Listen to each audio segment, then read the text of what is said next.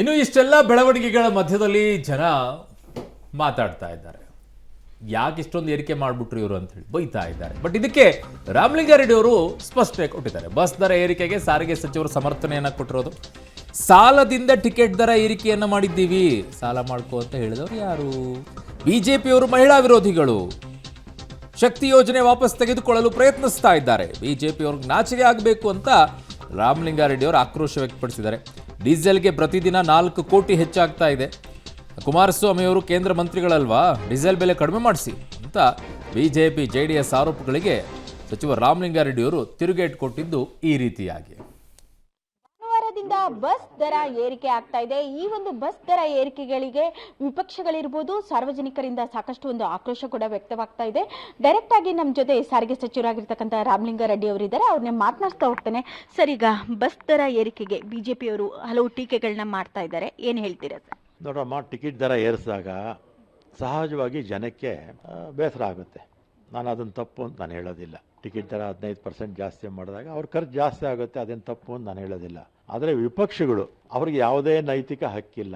ಅದರಲ್ಲೂ ವಿಶೇಷವಾಗಿ BJP ನನಗೆ ಅಧಿಕಾರ ಬಿಟ್ಟುಕೊಟ್ಟಾಗ, ನಾನು ಟ್ರಾನ್ಸ್ಪೋರ್ಟ್ ಮಿನಿಸ್ಟರ್ ಆದಾಗ 2023 ಮೇನಲ್ಲಿ 5,900 ಕೋಟಿ ಸಾಲ ಬಿಟ್ಟೋಗಿದ್ದಾರೆ ಇವರು. ಎಷ್ಟು? 5,900 ಕೋಟಿ ಸಾಲ ಬಿಟ್ಟೋಗಿದ್ದಾರೆ. ಅದೇ ನಾನು 2000 ಹಿಂದೆ ಸಿದ್ದರಾಮಯ್ಯ ಸರ್ಕಾರದಲ್ಲಿ ಟ್ರಾನ್ಸ್ಪೋರ್ಟ್ ಮಿನಿಸ್ಟರ್ ಆಗಿದ್ದಾಗ ನಾವು ಇವ್ರಿಗೆ ಸಾಲ ಬಿಟ್ಟೋಗಿದ್ದು ಎಷ್ಟು ಗೊತ್ತಾ?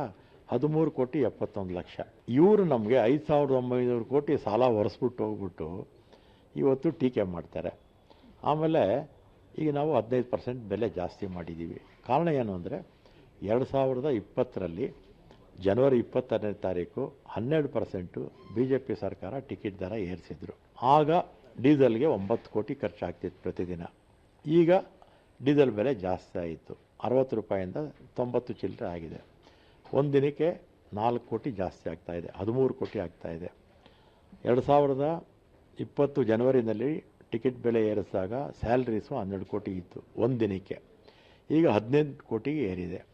ಅಂದರೆ ಒಂದು ದಿನಕ್ಕೆ ಸ್ಯಾಲ್ರೀಸಿಂದ ಡೀಸೆಲಿಂದ 10 ಕೋಟಿ ಜಾಸ್ತಿ ಆಗ್ತಾ ಇದೆ ಖರ್ಚು. ಸರ್, ಅಶೋಕ್ ಅವರು ಹೇಳ್ತಾರೆ, ನಾನು ಸಾರಿಗೆ ಸಚಿವನಾದಾಗ 1,000 ಕೋಟಿ ಲಾಭದಲ್ಲಿತ್ತು ಸಾರಿಗೆ ಇಲಾಖೆ. ಇವಾಗ ಕಾಂಗ್ರೆಸ್ನವ್ರು ಬಂದ್ಬಿಟ್ಟು ನಷ್ಟದಲ್ಲಿ ತಳ್ಳಿದ್ದಾರೆ ಎನ್ನುವಂತ ಆರೋಪ ಮಾಡ್ತಾ ಇದ್ದಾರೆ. ನೋಡಮ್ಮ, ಅಂಕಿ ಅಂಶದ ಸಮೇತ ಅವರು ಬರಲಿ, ನಾವು ಕೂತು ಮಾತಾಡೋಣ. ಆಮೇಲೆ 2016-17ರಲ್ಲಿ ನಾನು ಮಿನಿಸ್ಟರ್ ಆಗಿದ್ದಾಗಲೂ ಲಾಭದಲ್ಲೇ ಇತ್ತು. ಕಟಾರಿಯವರು ಸೆಕ್ರೆಟರಿ ಆಗಿದ್ರಲ್ಲ, ಆಗಲೂ ಲಾಭದಲ್ಲೇ ಇತ್ತು. ಇವರು ಯಡಿಯೂರಪ್ಪ, ಆಮೇಲೆ ಇವ್ರ ಸರ್ಕಾರ, ಯಾರ್ದು? ಬೊಮ್ಮಾಯಿಯವ್ರ ಸರ್ಕಾರ. ಆ ಸರ್ಕಾರದಲ್ಲಿ ಅಶೋಕ್ ಅವರು ಮಂತ್ರಿ ಆಗಿದ್ರಲ್ಲ, ಆ 4 ವರ್ಷದಲ್ಲಿ 5,900 ಕೋಟಿ ಸಾಲ ಇಟ್ಟಿದ್ರಲ್ಲ ನೀವು ಮಂತ್ರಿಮಂಡಲದಲ್ಲಿ ಒಬ್ಬ ಸದಸ್ಯರು ತಾನೆ. ಯಾಕೆ ನಿಮ್ಮ ಸರ್ಕಾರ 5,900 ಕೋಟಿ ಸಾಲ ಇಟ್ಟೋಗಿದ್ರಿ?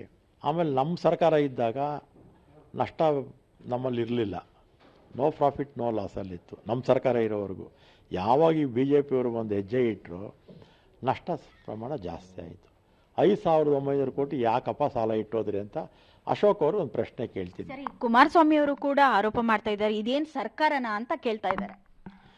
ಇದು ಸರ್ಕಾರನ ಅಂತ ಅವ್ರು ಕೇಳ್ತಾರೆ. ಕೇಂದ್ರ ಸರ್ಕಾರದಲ್ಲಿ ಇವರು ಮಂತ್ರಿ ಆಗಿದ್ದಾರೆ.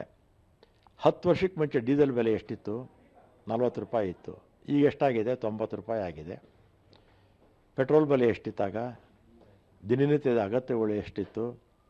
ಆಮೇಲೆ ಗ್ಯಾಸ್ ಬೆಲೆ ಎಷ್ಟಿತ್ತು ಕೇಂದ್ರ ಸರ್ಕಾರ? ಇವರೆಲ್ಲ ಕೇಂದ್ರ ಸರ್ಕಾರ ಕೇಳಿ ಡೀಸೆಲ್ ಬೆಲೆ ಕಡಿಮೆ ಮಾಡಿದ್ರೆ ನಾವು ಕೂಡ ಜನಕ್ಕೆ ಇನ್ನೂ ಹೆಚ್ಚಿನ ಸಹಾಯ ಮಾಡ್ಬೋದು.